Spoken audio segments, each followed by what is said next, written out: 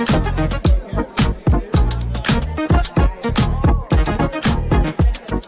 and gentlemen, please welcome to the stage, Mike Zakarian.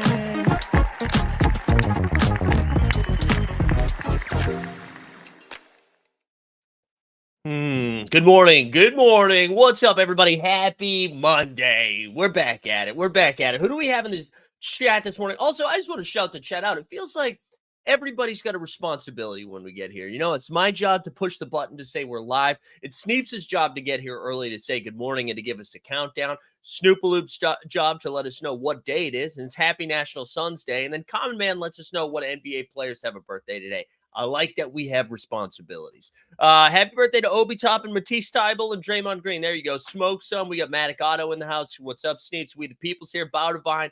Patrick's here. Airplane Moan. Top Shot, Hot Shot. Love to see everybody here. Do me a favor, like the stream. Subscribe to the channel.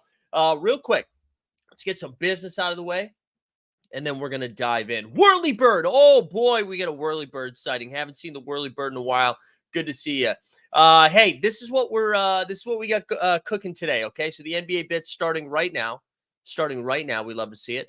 And then at 11 a.m. we're gonna get the fast break, the first look fast break up, which will that's open to everybody. And then at 3 p.m. we'll have the fast break cheat sheet, the VIP one. This is all on the Team Hold So Rare channel. That's for those people who have signed up for the membership program.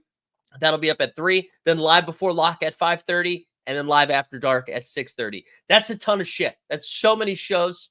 We did so many shows on Friday that I couldn't do value hunting this weekend. That and my wife got smashed with the neurovirus bug that's going through New York. So we're on lockdown this weekend. I watched so much TV, so much content. I watched an incredible amount of sports and TV and shows and movies. I was down so bad that I watched the Napoleon movie. And here's my biggest complaint about the Napoleon movie. We don't have a lot of short kings. You know what I mean? There's not a lot of us out there. There's like Muggsy Bogues, Spud Webb, Kevin Hart. Like there's not a lot of 5'2" gods out there. And Napoleon, for better, for worse, definitely had his flaws. But he was one of our OG short kings. Rise up, short king. There's no reference to Joaquin Phoenix being short, right? Give us something. You know what I'm saying? We don't get much, all right? We don't get, sure, most of Hollywood is short, but they pretend that they're tall, right? Like Tom Cruise, short king, sure, but we always got to film him down here so he looks like he's 6'4". So can we lean into that? Can we lean into our short kings? That's all I ask. No, not Napoleon Dynamite. We're talking about Also, here's another complaint about Joaquin Phoenix's Napoleon. Listen, I respect Joaquin Phoenix being like, listen, man, I can't do a French accent or French impression. I don't have that in my bag. But you can't have the rest of the cast do it, okay? You can't do it. That would be like Good Will Hunting, and Matt Damon's like, I'm not doing a Boston accent, but everybody else around him is. Can't do that. A lot of people say Napoleon Dynamite. We're losing viewers already. I'm sorry. I had strong Napoleon takes. Also, I love that we're talking about OG short kings. You guys think I'm talking about Napoleon Dynamite. Come on. The French conqueror, Napoleon. And Joaquin Phoenix, guys. Where are we at here? All right, that's it. For this morning, I'm going to let you guys decide. I'm going to let the chat decide. Where do you want to start with this morning? We can start top 4 in the West. We can start with Wembanyama, or we can start with the Boston Celtics. I'll let you guys decide. We the People says the Phoenix Suns are filled with fake tough guys. BLKD and Book. Yeah, we can talk about Phoenix in a little bit too. I guess that's starting with the top. Let's just start with the top 4 in the West. I was going to let you guys decide. Technically, we the people decide. Yeah, there we go. Taylor's doing it. So let's go. Let's look at the top 4 in the West first, just for the standings, and then we'll go over the action from the weekend, because there was some spicy stuff happening this weekend, and the West is just on fire. We've got OKC at 42-18, Minnesota Timberwolves at 42-19, a half game back. The Denver Nuggets only had one game this weekend. They win 42-19. And then the Clippers now 5-5 in their last 10, but they have shipped 2 in a row. Clippers are now 39-20. And like you can still see, there's a 4-game gap between the 4 seed and the 5 seed. So this is going to be our top 4 in the West, but there's some real jockeying going on up here for the top 3. So let's dive into some of that from this weekend. We can start on Friday Excuse me. We're battling some sinuses, boys and girls. So on Friday, who played in the top 4 in the West on Friday? I know OKC really only played on Sunday. Clippers and Wizards. That was the only game on Friday. So Clippers win 140 to 115. They blew the pants off of this team. Wizards had a tough West Coast trip there as they got smoked in crypto.com 2-9. Well, not smoked. They went to overtime against the Lakers, but then gave up 140. I just want to say Kawhi, man. Kawhi is on one. Really solid weekend from him. He had 27, 9, and 4 in this game. Harden had 28 and 8, and then Paul George with 22 and 6 in this game. That's Paul George's first game back after missing a bunch. So the Clippers win this game, and then on Sunday, yesterday, they play the Wolves. They beat the Wolves 89-88, and this game was gross. This had some playoff energy behind it. Ant-Man had 27 and 5 in this game. Kawhi again followed up with 32 and 5. Norman Powell, 24 off the bench. Towns with 18 and 9. Rudy with 12 and 16. And this game just got real sloggy down the stretch. I will say, Bill Simmons had a really funny tweet about it where he was like, you can tell this is a playoff basketball because Harden's like 0 for 8 and Cat's taking crazy shots in the fourth quarter. So Bill Simmons still got it.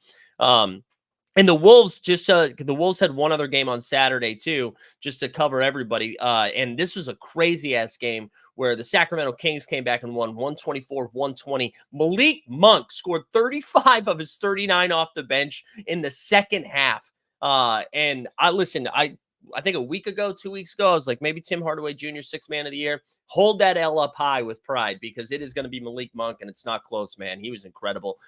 They didn't have De'Aaron Fox in this game either. Sabonis 21, 15, and 8. Rudy with 16 and 16. Towns 19 and 6.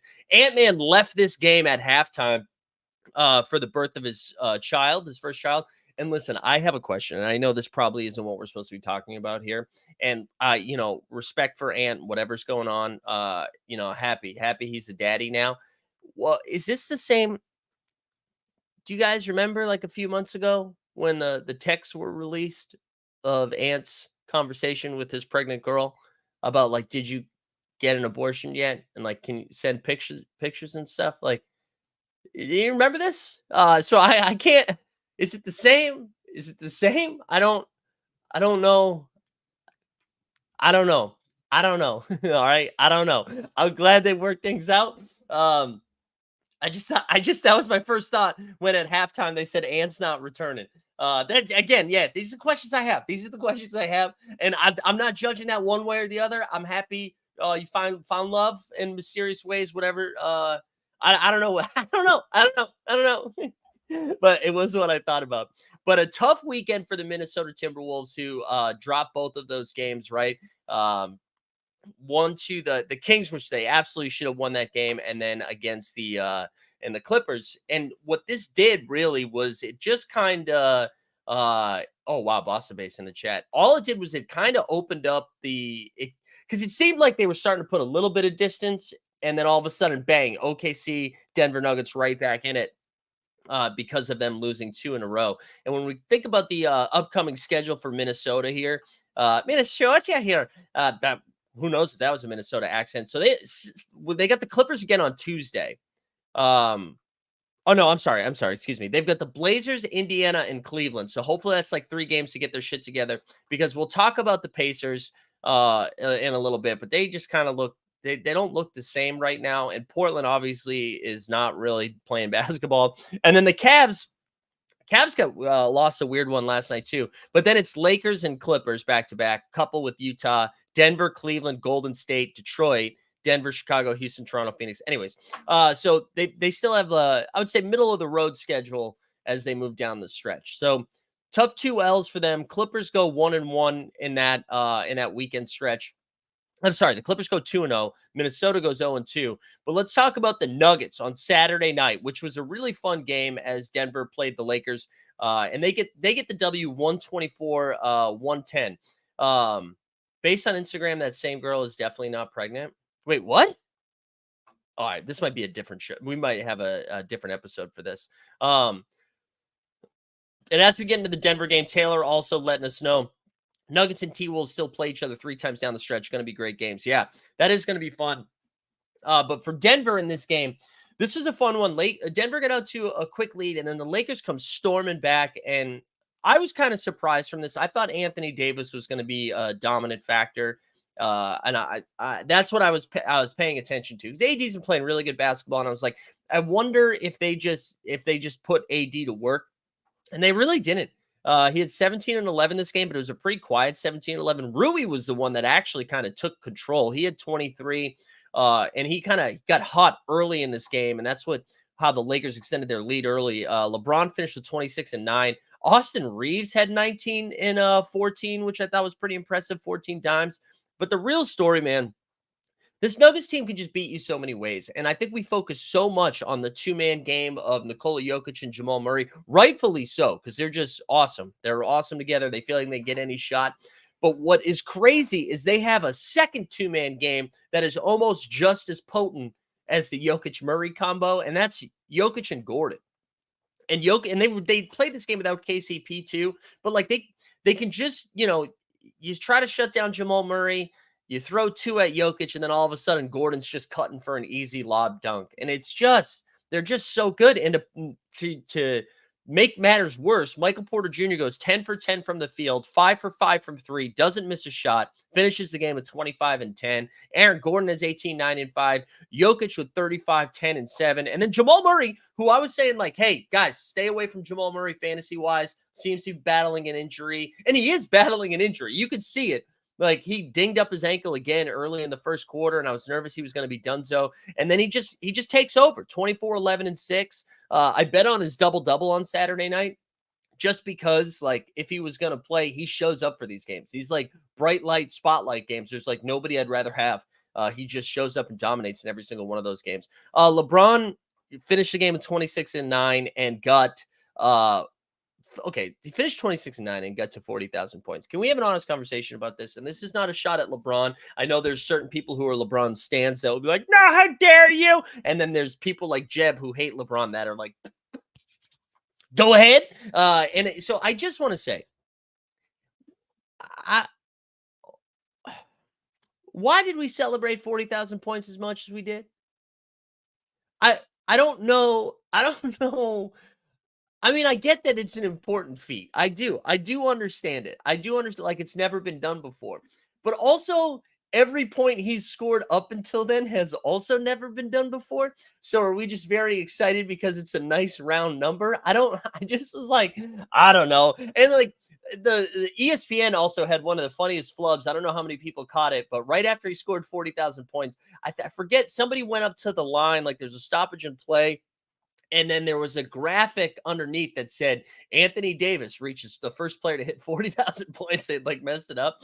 And no, it's not because LeBron needs the ego boost. That's what I'm saying. Like, you could be a LeBron hater, but LeBron's not being like, hey, ESPN, can you do me a favor and like just talk about, like, he's not doing this.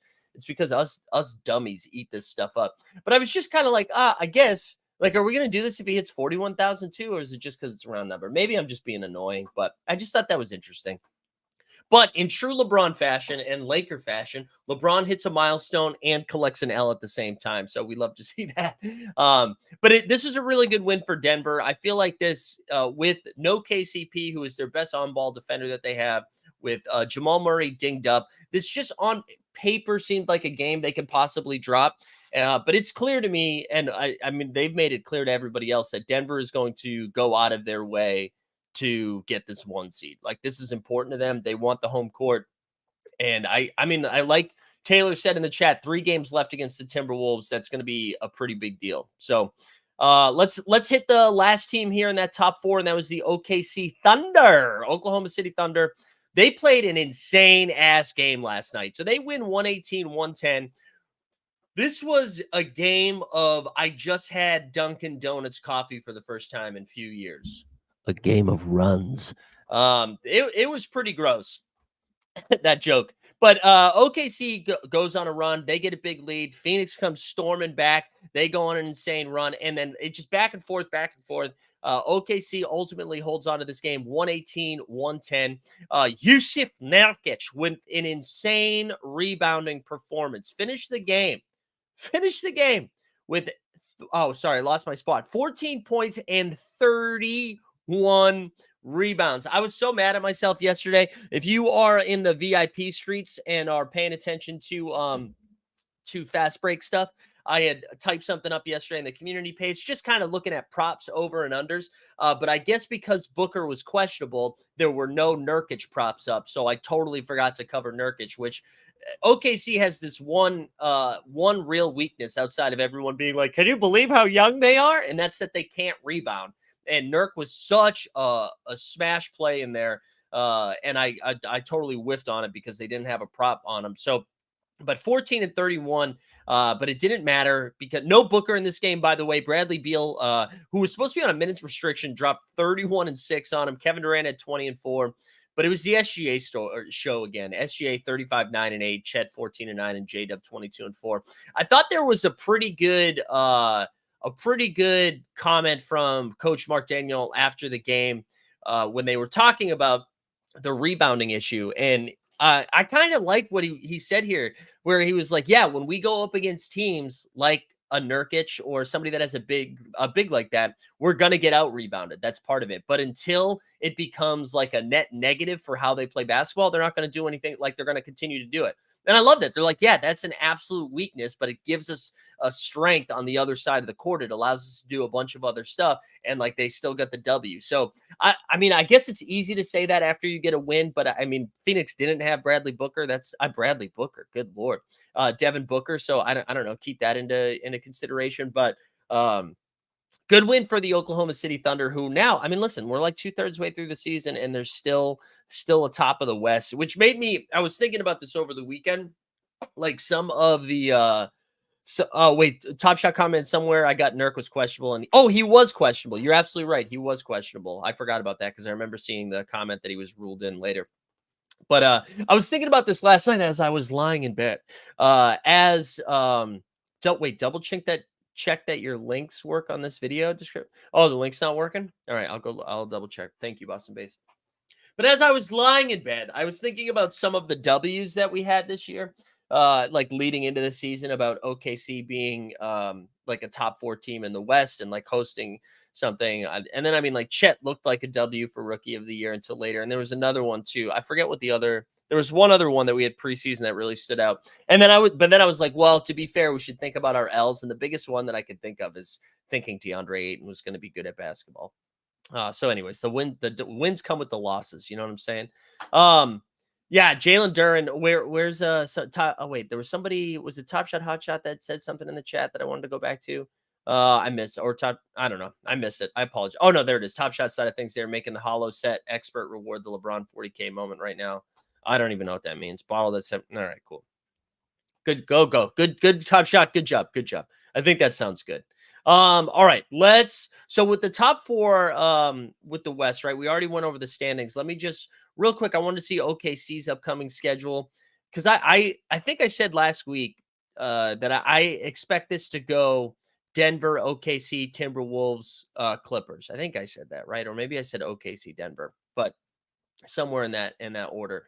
OKC's upcoming schedule here, we've got sorry, I lost my spot. There we go. The Lakers tonight. Ooh, the Lakers tonight at LA, then at Portland, home for Miami, Memphis, Indiana, Dallas, Memphis, Utah, Toronto, Milwaukee. And then it gets tough down the stretch for OKC, but it's going to be fun, man. The West is going to be competitive the whole way through. And I just don't think we're going to have I don't think we're going to have like people resting too much. Not like the East anyways. I don't think we're going to have resting people down the stretch. Stan says he's got OKC losing to Denver in 7 in the Western Conference Finals, or losing in the first round, no in between. I actually kind of like this take, Stan, which makes me think that I'm on drugs this morning because I'm agreeing with you. But no, I do. I think I kind of like this take because the biggest concern, right? This is OKC's real first playoff series. They might be too young for the moment. The lights might be too bright. But if they do get through the first round, it feels like that should give them a run at it. I think they could beat anybody in front of them. I think the Minnesota matchup would be super interesting because it's what Dagnall was just saying, right? Like the bigs, and like they have played each other so tight and tough this entire season. Every matchup from them has been awesome. So I feel like that would be a really fun second round if they're like the 2-3 matchups. But I kind of agree with you, Stan. I think they're gonna lose to the Denver Nuggets, as Taylor said. Who do you think comes out of the West? Denver's too good, man. Denver's too good right now. I just don't think people have answers for them. I don't feel like they have tried in a meaningful game this year. I don't know if they've lost. I mean, I don't have anything to back that up, but I feel like any game that they've lost, they're like, yeah, cool, schedule loss. But if when the stuff is on the table, it feels like I just keep thinking about that Boston game where Boston hadn't lost at home yet, and they just went in there and beat the pants out of them. So I'm staying with Denver to come out of the West. But I think the playoffs are going to be super fun. Like, because even the 1 through 8 matchup, right? I don't think Denver would have any problems with it. But if they do play like the Lakers in the first round, there's no easy matchups there, right? Because if it ended right now, it's like OKC, so Warriors and Lakers don't make it, but it would be OKC versus Dallas, Minnesota versus Phoenix, Denver versus the Kings, Clippers versus the Pels. Like, those are all going to be incredibly competitive first round matchups, which is pretty fun. So there you go. That's the top 4 in the West. Look at us. We're going to move to our second segment. Look at us having segments this morning. Wembenyama, baby. The Wemby shit's out of control. So the Spurs played 2 games this weekend, right? I think they played on, did they play on Friday or did they play on Saturday? Did they only have 1 game this weekend? Oh my goodness. Did they only have 1 game? Excuse me. They played the Pacers last night. And again, like I said, Indiana just feels kind of off. Halliburton must not be 100%. That's got to be it. I feel like he hasn't had a good game since the All-Star break, even though we had like 1 pre-All-Star break. But anyways, Spurs win this one 117-105. Wemby, 31 points, 12 boards, 6 assists with 6 blocks and a steal. Siakam had 21 and 8, I think I said. And then TJ McConnell at 26 and 5. But it had me looking at Wemby's last 20 games. His last 20 games, he's averaging 22 points, 10 blocks, and 5 dimes in his last 20. He's also averaging on the season 3.4 blocks per game. Blocks per game, which is like, that's incredible. Super Carl says Wemby in terms of fantasy is the closest thing we'll have to Wilt. It does feel like that. Like I said this 2 weeks ago.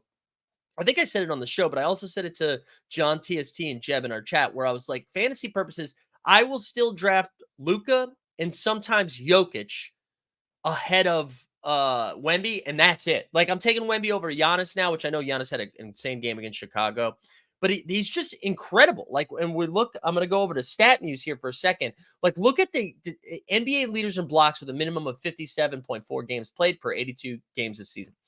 3.4. He's got almost a full block lead over Walker Kessler, Brooke Lopez, Chet Holmgren, AD. He does have a full block lead. And then you look at this, like, oh my God, this website, you're on drugs. What's going on? Wemby has, again, like, the blocks are absolutely nuts here when you look at the stats between them. And I think what's so impressive about what he's doing is that Wemby is, like, doing it offensively too, right? You look at what Walker Kessler does, what Brooke Lopez does. It's just crazy how good he's been. And he's a rookie. Like, he's going to finish second in the Defensive Player of the Year rankings as a rookie. And now you're seeing the offense has kind of figured itself out a little bit in San Antonio. And I'm not saying that San Antonio's good, but when you look at their last handful of games, like, they have been far more competitive. I know they're 3-7 in their last 10. They're winners of 2 in a row, which, like, is nothing. But still, you look at their last couple of games, right? They beat the Pacers, they beat the Thunder, they lose by single digits to Minnesota, they get smoked by Utah, they lose by 5 to the Lakers, 5 to the Kings, they beat Toronto. They're just, like, as a bad team, they're still competing. Because you think about, like, man, the guy, like, Malachi Branham played 32 minutes last night. They're starting Branham, Trey Jones, Sohan, Devin Vassell, and Wemby. It's crazy. Tesla said, any thoughts on Hallie playing through the injury to get to the 65 game mark? No, I don't have that. Like, he did that in 2 games. There were the 2 games that he played 22 minutes, right? I think right before the All-Star break. But then he played his full allotment of minutes. He's playing 30 plus minutes right now. I think this probably has more to do with the Pacers making the playoffs than any. I mean, they're going to make the play-in game, but actually making the playoffs than anything else. I mean, if he's doing it straight for the 40 million, I feel like he'd be playing less minutes. You know what I mean? The record in a season for a blocks per game, says Daniel Pedro, is 3.5. Yeah, he's close. He's close. I mean, and it feels like, as Top Shot Man has pointed out, the bar had been set at 4.5 blocks and steals per game. Over unders that we were betting. It moved it up to 5.5. I still hit the over last night. It's crazy. It's crazy. It's just so good. Yeah, and yeah, that Oklahoma City game was awesome. What do you think Wemby could improve on most? Seems like he could really be a unicorn. Yeah, I mean, sorry, we're gonna get more coffee in here as the ember slowly dies. Wemby, I think I think the turnovers are something that will sure up a little bit, but I think it's just hard because of how much ball handling he does. But even like the 3-point shot, like clearly he has a jumper, right? It looks good. It hasn't been great, but it looks good. And it's just going to continue to get better, I think. And as we've been seeing the last handful of games, the shot seems to be falling a little bit more. I did a YouTube short this morning. I mean, there was an insane clip where he dribbles up the court and then like puts the ball behind his back from right to left to get into shooting motion and then drops a three. It's like, that's what 5'5" guys do. It's crazy. It's crazy stuff. Crazy stuff. Anyways, I'm here for it, man. It's like must-watch TV. Like there was so many games on last night, and I was like, well, I guess I'm watching Spurs Pacers in March because he's so good. He's so good. So shout out the Wemby experience. I just can't believe he's living up to the hype. I just did not see that coming. I mean, I thought he was going to be really good, but like people were talking about him in these insane ways, and you go out there and he does everything. He literally does everything. And if you start surrounding him with actual rotational NBA players, I mean, what is the ceiling for him? Because right now, they're not really surrounded by shooters. Like Devin Vassell can knock down a three, and that's it, right? I mean, Jeremy Sohan's not a three-point shooter. Trey Jones is not a three-point shooter. Malachi Branham's barely an NBA player, I think.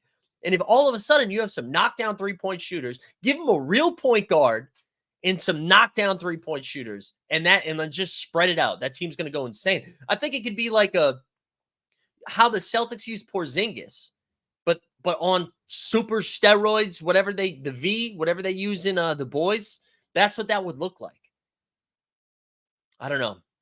Ceiling's high. But speaking of the Celtics, let's talk about them. You know what? Shout out Jaylen Brown, because Jaylen Brown, I feel like for the most part, has been collecting L's collectively on social media, from not being able to dribble left, from the dunk contest, from getting overpaid, all of that stuff. Yesterday was awesome.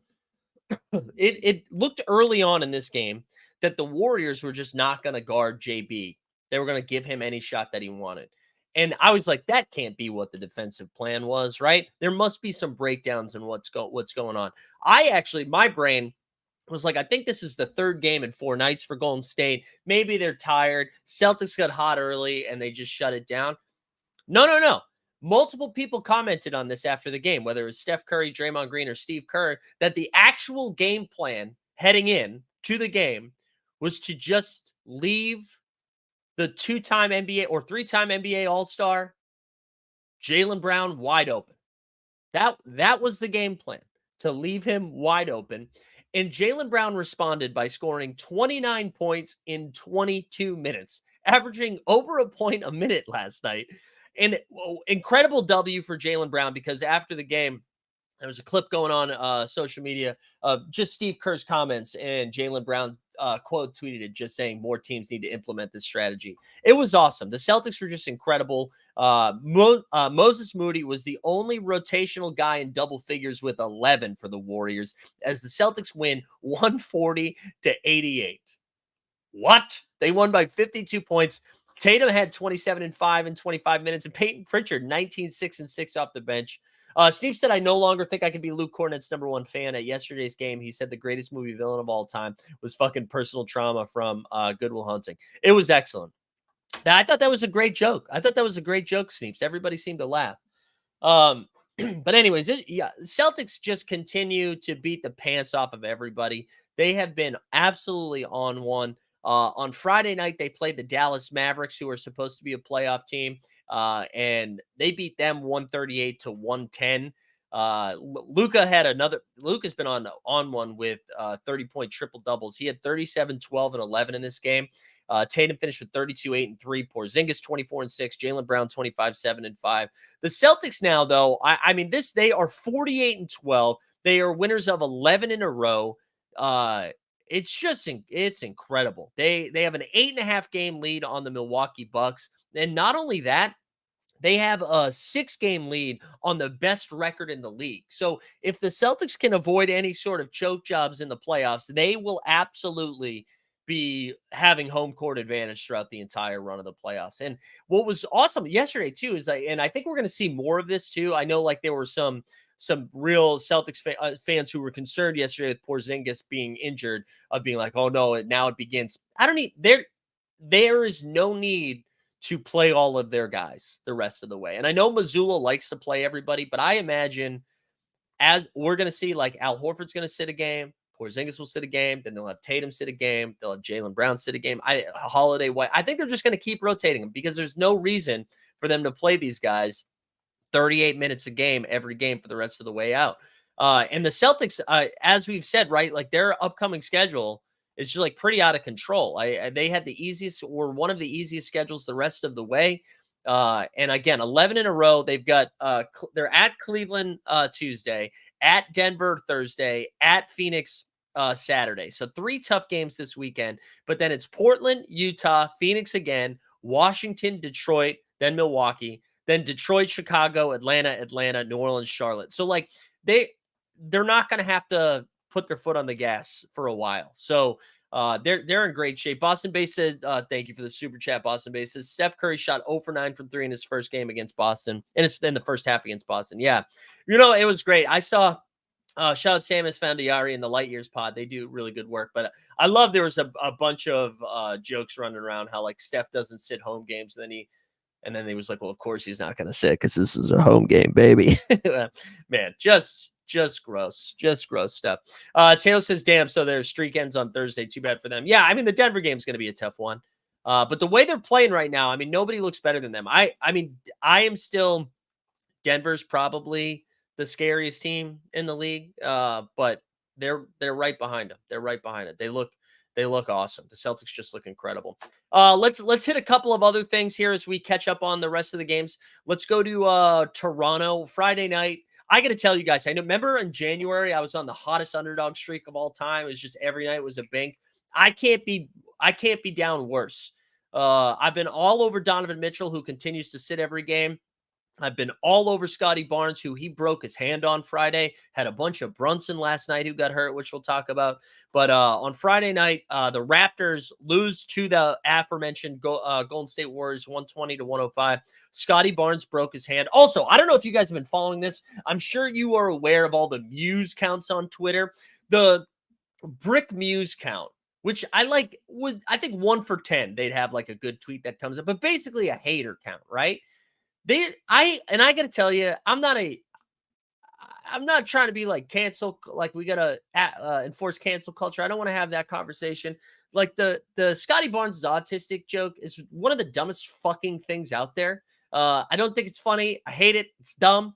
And the Brick Muse account, which had like 75,000 followers, tweets an ad out that's basically for Scotty Barnes autistic t-shirt, which is just the dumbest shit. Anyways, the Brick Muse account, no more. It got shut down. It got absolutely shut down. So I'm happy to see that. Anyways, sorry for the rant there. That's dumb stuff. You just be funny. You know what I mean? There's other way. Just be a little bit more creative. Come up with a better joke. But anyway, Scotty Barnes breaks his hand. Jakob Poeltl went down 2 for the Raptors. So I think it's down bad for Toronto the rest of the way right now. Without Scotty, probably without Poeltl for a little bit. Kuminga in this game had 24 and 6. He continues to play pretty well. Steph had 25, 6 and 6. Moody, who's been playing really well. I guess Wiggins had a death in the family. and he missed the last couple of games. Moody has stepped in. They were also without Pajemski the last couple of games. RJ though, it seems to have been playing really, really good basketball. He had 23 and 4, and then Manuel Quickly, who didn't score a lot of points but had a double, had 12 and 11. So good win for Toronto. I mean, sorry, good loss for Toronto, but then they came back and won last night against Charlotte, beating them 111-106. Brandon Miller had a 26 and 10. Bridges had 20 and 9. Grant Williams, who started for Big Dick Nick Rich, who missed a game.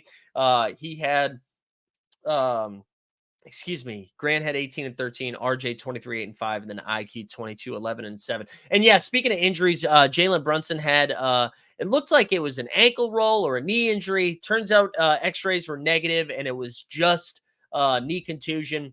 Maybe he misses one more game, but somehow the Knicks win this game 107-98 against Cleveland. Cleveland without Donovan, but the Knicks are without Randall, Brunson, and OG.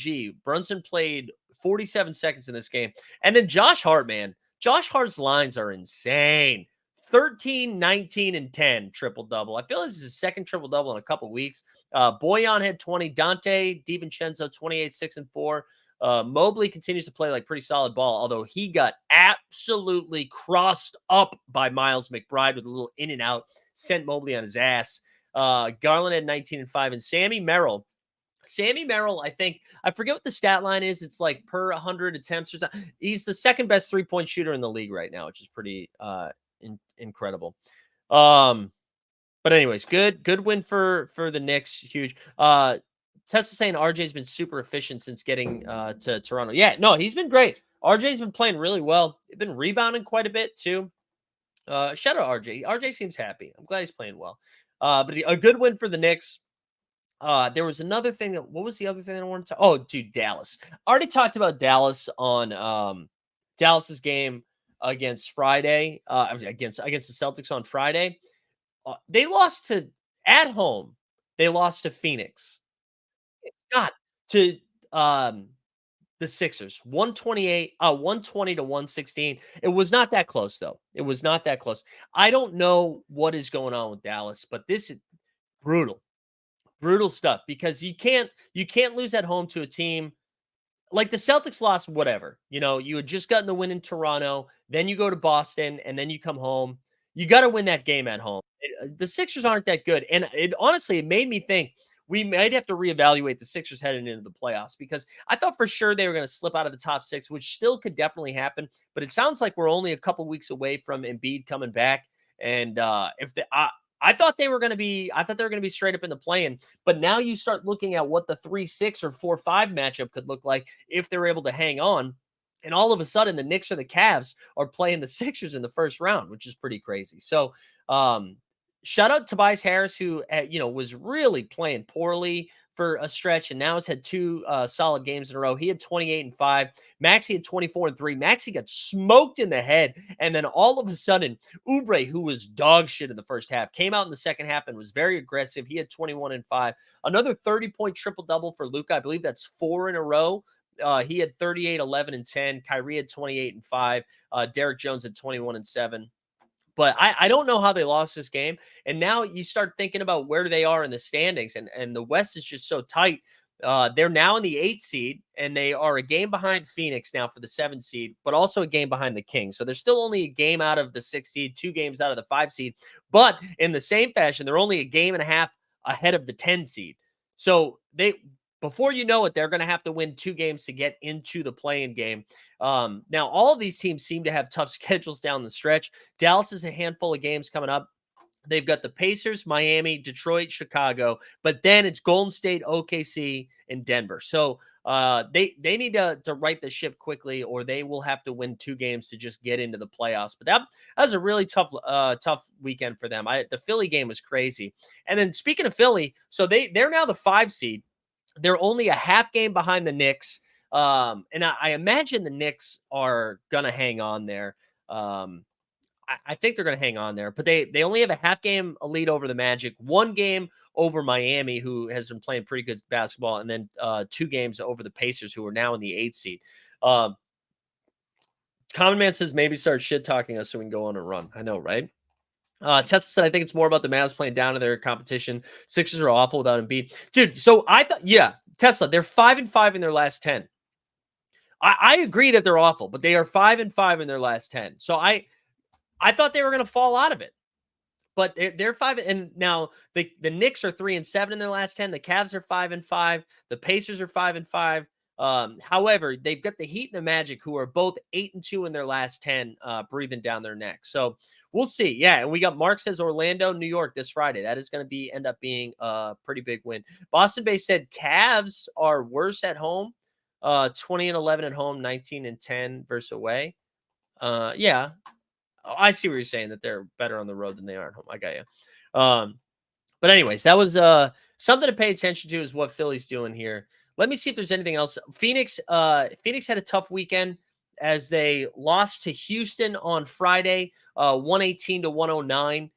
This is where Booker got hurt in like the very last minute of the game. He finished at 24-5. KD had 30-9. Jalen Green, man, has to be just like he's just all over the place.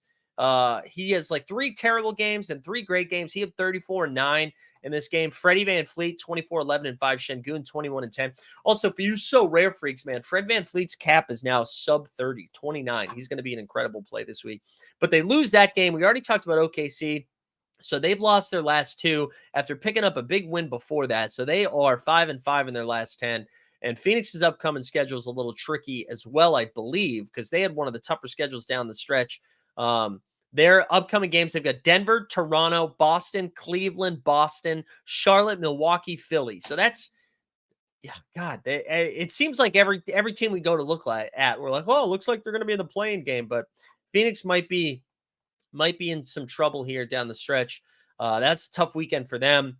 See if I missed anything else. We mentioned that the Magic, they beat the Pistons yesterday. That's fine. I don't think we have to go in too much detail. Saturday's games, Blazers and Grizz played each other twice. I honestly don't want to talk about them. We'll give Heat Culture some love since they're one of the hottest teams in basketball. They beat the Jazz on Saturday, 126-120. Jimmy Butler seems to be in playoff form. He had 37-7. Bam at 23-7. And just a little bit of love to Keontae George, baby. Keontae George, like the thesis was right here on the underdog streets. 31-4. 31-4 here as he's just been cooking down the stretch. I saw an SB Nation article on Jordan Clarkson yesterday about how he's been having like one of the worst years in a while. Although then he like broke out of that slump in a little bit. So I just wonder if they like lean into Keontae a little bit more here down the stretch. Pels beat the Pacers. I mentioned the Pacers lost to the Spurs last night. They also lost to the Pacers on Friday, 129-102. Give Giannis some love as they beat the Bulls, 113-197. Giannis had 46 and 16. MVP race is kind of nuts just because that like Giannis really isn't considered top 3 right now. And yet they're, second in the East and he's putting up insane numbers. But it really does. I really think it's going to be Jokic and SGA the rest of the way. I do. I just think Tatum's numbers aren't big enough to give it to him. I mean, I think he should be in the top 5 if you're going to be that far ahead of everybody of the rest of the competition. But his numbers just don't match up to what Jokic and SGA and Luka and Giannis are doing. And I don't think he can give it to Luka. I mean, I know Luka's on an insane heater right now, but if they're in the playing game, you can't be in the MVP conversation.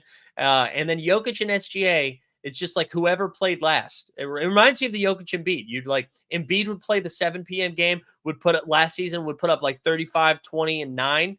And then you'd be like, holy shit, Embiid's the MVP. And then the late game would be Jokic and he'd have like a 35-point triple-double himself. So I think it's going to go that way. Yeah, no, I agree that wins matter, Boston Base, but they're not. If the Nuggets were the 4 seed, the Thunder were the 5 seed, and the Mavericks were the 6 seed, then Tatum might win the MVP. But you can't do it. You can't do it when both of those teams are both in the Western Conference. You know what? You know when wins matter? Then they win the championship. That's their prize for being the best team in the league, not the MVP. And I'm a Celtics fan, but it's just you're not going to do it. It's not going to happen. I think that Sixers beat the Hornets on Friday, so they're a little bit hotter. Cavs beat the Pistons, and I think that was it. I think we hit most of the games this weekend. That was fun. That was a fun way to do it, huh? I think we got to start doing it like this a little bit more often instead of just going in chronological order. Let's pick out some things to talk about, huh? Let's take a quick underdog ad read break. We'll go find a pick 'em for today. see if we can right the ship here. Today's NBA bit is brought to you by Underdog Fantasy Sports. Whether you're drafting Luka first overall in best ball or fading Wemby blocks in the pick'ems, Underdog is where you'll find Team Hold. Sign up today at underdogfantasy.com or just click the link in the description to get started. And by signing up using promo code HOLD, HOLD, you will get a 100% deposit bonus match up to $100. That's a free honey. So sign up today using promo code HOLD, HOLD, and get started at underdogfantasy.com. All right, so we got 6 games tonight. Hold on, one more thing on the MVP conversation. Too many current or former All-Stars around Tatum. SGA going to be it. You know what? I would love to see SGA win the MVP. I really do think it's going to be whoever finishes first in the West or whoever finishes better between those two. I think that's what it'll come down to. I mean, Jokic's numbers are just as insane as SGA's. Like, I think if the Thunder finish with the 1 seed and the Nuggets finish 2 or 3, they'll probably give it to SGA. But I really do think it's going to go to Jokic if they're the 1 seed too. So we got 6 games tonight, and outside of the NBA TV games, this is a fucking gross slate. Memphis against Brooklyn at 7:30 Eastern, but then you got Clippers and Bucks, which should be fun. Then it's Blazers in Minnesota, Washington and Utah, Chicago and Sacramento, and then OKC and the Lakers for the late game. So that's what we've got. Let's go over to the pick'ems. I don't know if we'll have anything too juicy out here. Because it's so early, but let's see what we got. We're just going to do a 3-man one today. We're not going to go too crazy. I don't trust anything with Brooklyn. I will say Cam Johnson has been kind of on a heater. I think he's surpassed 20 points 3 games in a row. So Cam Johnson over 2.5 threes is kind of interesting. But I'll wait if we the people in the common man are here to weigh in. But I don't have a good read on anything in here. Nothing. No Grizzlies lines are up. It looks like Jaren Jackson Jr. is doubtful for tonight, so I imagine he misses another game. So that makes me like whatever Vince Williams is. I don't know who's going to guard Giannis tonight in this Clippers-Bucks game. So I kind of like 31.5 points feels like a gimme here for Giannis. Kawhi Leonard's been on a heater over 26.5 points, even though he's been playing, the Bucks have been playing really, really good defense. Here we go. Points and rebounds for Bagley. Let's look at the bag man. The bag man. All right. So it doesn't list 7.5 rebounds. All right. So that's basically points, rebounds, and assists. Let's just do points, rebounds, and assists then, because that's basically what it is. Because you need to get 14 and 8. So you're basically looking for 1 assist. Vooch, let's see what Vooch has here for 19.5. How about just over 10.5 rebounds? Let's just do over 10.5 rebounds because he should do. And Sabonis should eat too. Actually, does Drummond have a line? No Drummond. All right, let's start with those two. I kind of like the Cam Johnson 2.5 3-pointers, but let's keep looking here. Anthony Edwards, 27.5 points against Portland. I'm just too nervous about a blowout in this game. Makes me like Nas Reed numbers. Is DeAndre Ayton back in action tonight? Denny Avdia's rebounds going down. What about Denny? Yeah, Denny, 24.5 points, rebounds, and assists. What about that? There you go. Won a Caden contender. Well done. Kuz 3 points. Let's see what does Kuz have? Does he just have to hit 2.5? So he's going to hit 3? All right, let's do it. We'll do 14 to win 84. There you go. There's your underdog pick'em of the day. The NBA bits back in action, baby. We'll drop this in here. Did you like Gil's European can't play defense because they're unathletic and didn't go to college to learn defense takes? You know what's crazy to me about this? How many? All right. First of all, feels like pretty xenophobic. It felt like a pretty xenophobic Gil Arenas take. And I think Gil just kind of yells some stuff sometimes.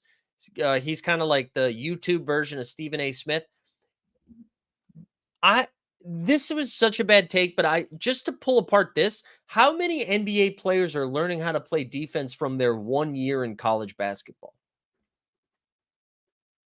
You know what I mean? Like do you think that's where people are learning how to play NBA defense is from the 9 months they spend on a college campus? It's just such a dumb take. It's such a dumb take. And you look at like how many of well, I guess Jaren Jackson Jr. won Defensive Player of the Year. But like you think about everybody in the league, yeah, just like Harrison just said, the Defensive Player of the Year ballot, it's like Gobert, Wemby, Giannis. Like it just, I don't really understand. I honestly, I'm surprised. Steve, the '89 Cavs and I we were texting about it this weekend. It does make me wonder, like how far he can go before Underdog is like, "Hey man, can you guys pump the brakes since it's an Underdog sponsored show?" But that just felt like a clickbaity thing to yell about. But I don't know. Yeah, that's it. No, I love the idea that he's like, yeah, dude, actually, Zion became a top tier defense. Like, if Zion didn't go to Duke for 9 months, man, dude, his defense would suck. Like, what are you talking about? What are you talking about? But it seems universally that was a pretty bad take, unless you just hate Europeans. But hey, listen, we did it, y'all. We did it. We got to the end of the NBA bit. We made it. Happy Monday. We're back at it. Hey, just a reminder. So the rest of the shows on the Team Hold So Rare channel today, if you haven't subscribed to that, please go on and do that. We're trying to hit to 1K so we can start getting that ad rev. But we have, if you're on the fast break streets, we got a free show. It's going to be a recorded show dropping at 11, breaking down the best play, or probably 11:30, breaking down the best plays based on prop bets and stuff.